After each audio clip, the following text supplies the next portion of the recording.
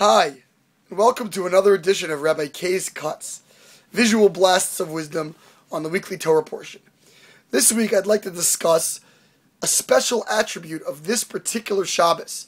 This particular Shabbos being the week before Pesach, the Shabbos directly preceding Pesach, is known annually as Shabbat HaGadol, the Great Shabbos. Let's investigate for a moment why this is called the Great Shabbos.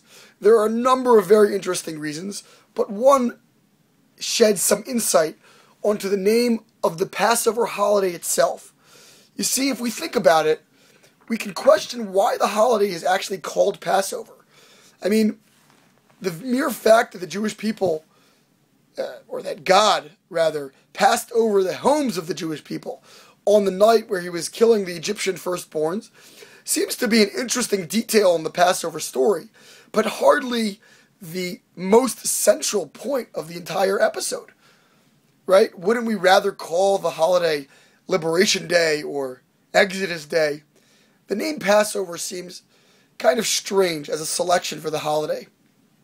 Well, let's look at the evolution of the historical situation in Egypt.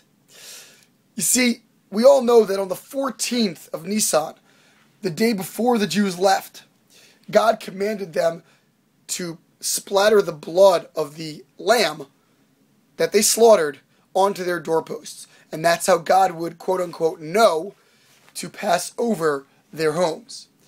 However, little known is that this directive was actually given 4 days earlier. The Jews were told on the 10th of Nisan that they should take the lamb and set it aside and prepare to slaughter it 4 days later. That original 10th of Nisan was a Shabbat. What was so significant about this directive and this compliance of the Jewish people to set aside a lamb on the 10th of Nisan?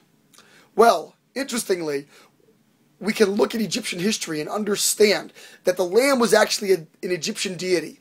It was something that was worshipped.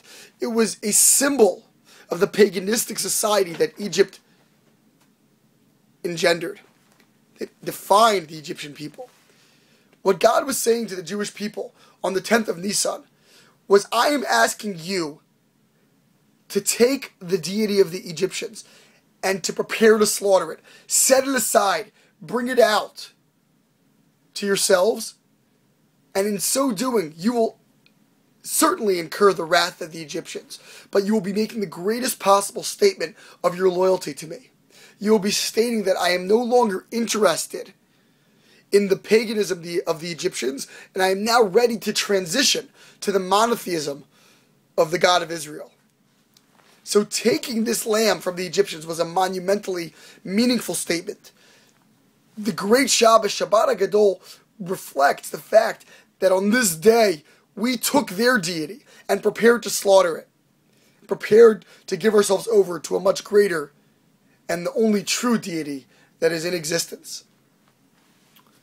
This is also why the name of the holiday is Passover. The fact that God passed over the Jewish people was directly corresponding to the fact that the Jews themselves first passed over their own ideals, passed over from the Egyptian ideals in which they were ensconced for hundreds of years, and passed over to a new deity, to the real deity, to the one God of Israel. This was an incredibly powerful statement that the Jews had to make before God would bring them out of Egypt. And so we celebrate every year Shabbat HaGadol, the great Shabbat, that great day when the Jews passed over one deity and came to connect themselves to God, to the Jewish God. Every year on Shabbat HaGadol, we prepare ourselves for the Passover experience, for the Exodus that we will go through in just 1 week's time. Next Friday evening on Passover, on Pesach Eve, on the Seder night, when we prepare to leave Egypt and prepare to truly embrace the Jewish religion, the Jewish ideals of existence. But we first have to separate out that Egyptian deity and inspect it and know that it's not for us. Be prepared to pass that over. Let us all have a great Shabbat, a Shabbat HaGadol that prepares us for a profound Exodus experience in the week to come. Shabbat Shalom.